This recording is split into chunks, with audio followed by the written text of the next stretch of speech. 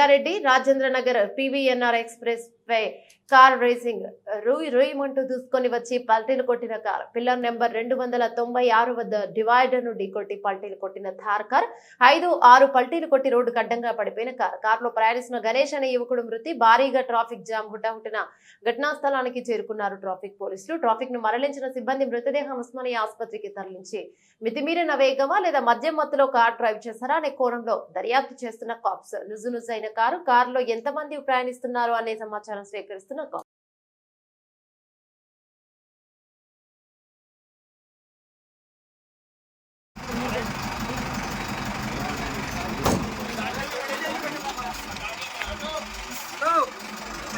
బాబు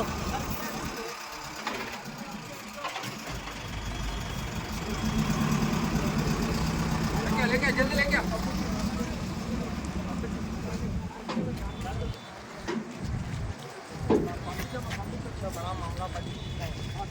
photo ticket ना लगे to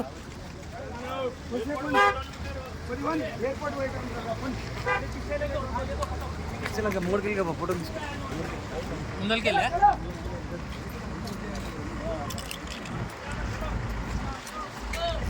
ఏ